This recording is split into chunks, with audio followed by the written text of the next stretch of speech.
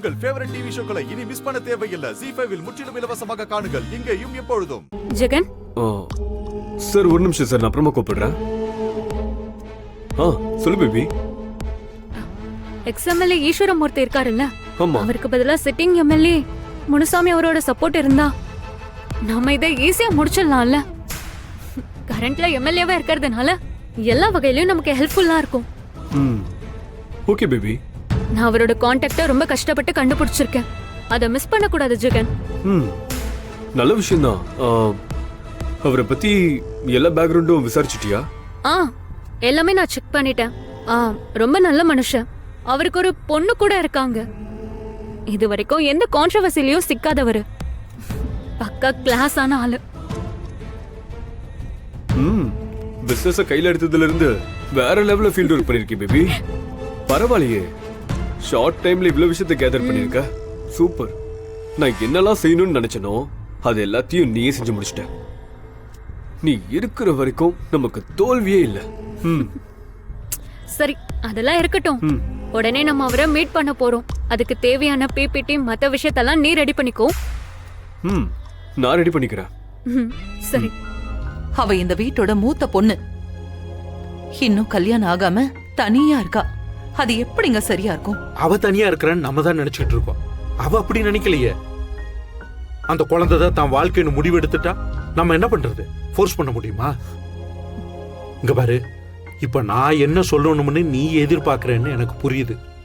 ஆனா நம்ம நினைக்கிறதையே நம்ம கூட இருக்கிறவங்களும் பேசணும்னு ஆசைப்படக்கூடாது. சூழ்நிலையை புரிஞ்சுக்கிறதா எல்லாருக்கும் நல்லது. அம்மாவா நீ என்ன யோசிக்கிறியோ, அப்பாவா நானா தான் யோசிக்கிறேன். ஆனா அதை நடைமுறைப்படுத்த முடியாத சூழ்நிலை இருக்குல்ல. நம்ம கல்யாணத்தை பத்தி பேசுறதையே துளசி தொந்தரவான்னு நினைக்கிறா. அப்படி இருக்கும்போது நம்ம என்ன செய்யறது? அவ மனசு மாறி வர்ற வரையிலும் நம்ம பொறுமையா தான் இருக்கணும். அதை முதல்ல புரிஞ்சுக்க லட்சுமி. துளசி இப்ப இந்த கல்யாணத்துக்கு ஒத்துக்கிட்டா அதோட முடிஞ்சிருமா? எல்லாம் நல்லபடியா நடந்துருமா? இப்ப ரகு சொன்னான்ல, என்ன சொன்னா? நாளைக்கு மணவரையில வச்சு இந்த கல்யாணத்துல மாப்பிள்ளை கிட்ட இந்த குழந்தை யாருதுன்னு கேட்பாங்க. என்ன பதில் சொல்லுவோம்? அதுக்கு நம்ம கிட்ட பதில் இருக்கா?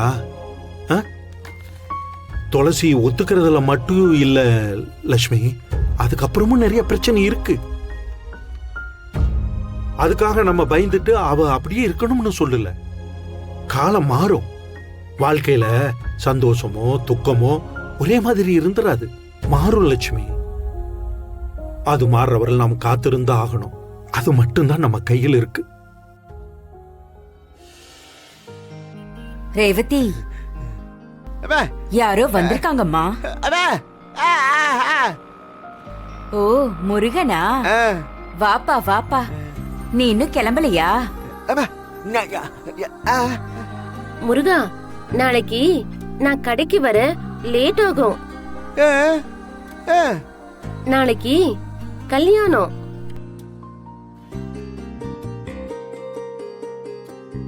அதான் கடைக்கு வர லேட் ஆகும். ஆஹா, இல்ல இல்ல, எனக்கு கல்யாணம் இல்ல. நம்ம ஏரியால கல்யாணம். அங்க எனக்கு பூ டெக்கரேஷன் வேலை இருக்கு.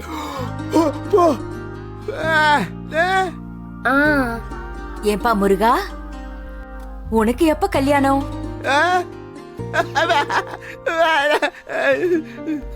என்னப்பா பேச்சையே காணோம்? மா, அவன் வெக்கப்படுறான்மா. ஓ, அப்படியா? உன் நல்ல மனசுக்கு ஏத்த மாதிரி ஒரு பொண்ணு உனக்கு கிடைப்பாப்பா.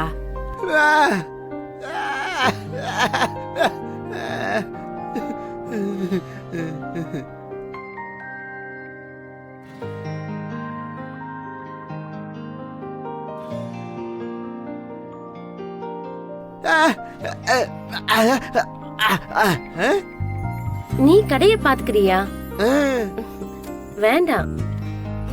ஏன்பா, உனக்கு எதுக்கு வீண் சிரமம்? ஏற்கனவே எங்களுக்கு நீ நிறைய உதவி பண்ணிருக்க. விட்டா உன் கடையோட சேர்த்து தனியா ஒரு பூக்கடையே போட்டுருவ போல முருகா.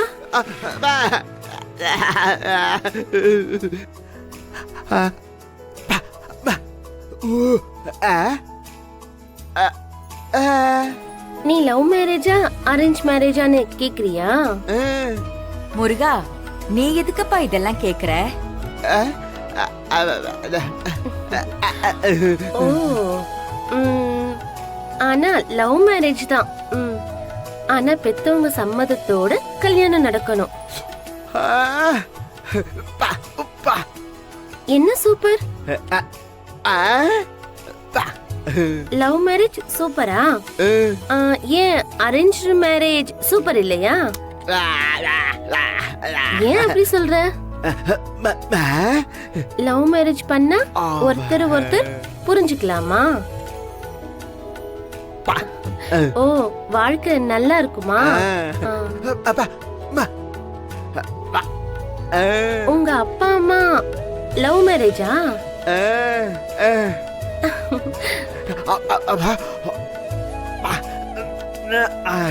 ஆமாவா?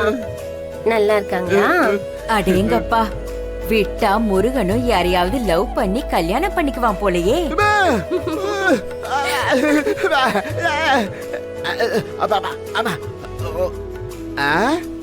அம்மா, முருகன் அப்பா அம்மா சொல்ற பொண்ணதான் கட்டிக்க போறானா அப்படி சொல்றான்.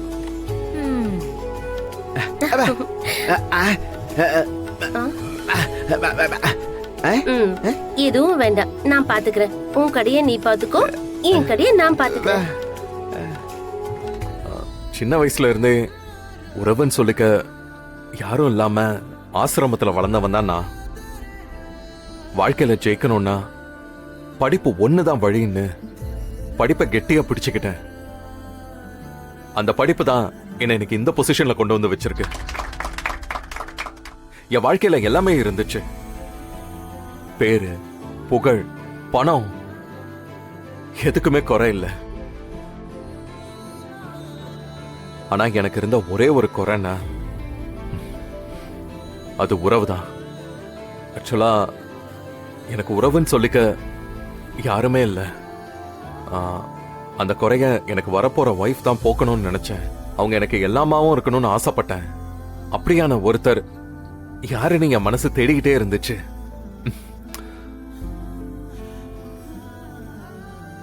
அப்பதான் ஒரு காலேஜ் ஃபங்க்ஷன்ல அஞ்சலியை நான் மீட் பண்ணேன். பார்த்த உடனே கடவுள் எனக்காக அனுப்பின தேவதை இவங்க தான் நான் தெரிஞ்சுக்கிட்டேன். உடனே போனேன், அவங்க ஃபேமிலியில பேசினேன். அவங்க எல்லாருக்கும் என்ன பிடிச்சிருந்தது.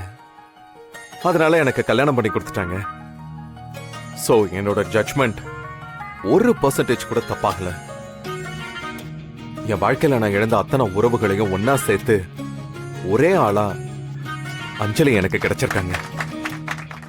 ஜீ5 ஆப்பை டவுன்லோட் செய்து அனைத்து எபிசோடுகளையும் இலவசமாக பாருங்க.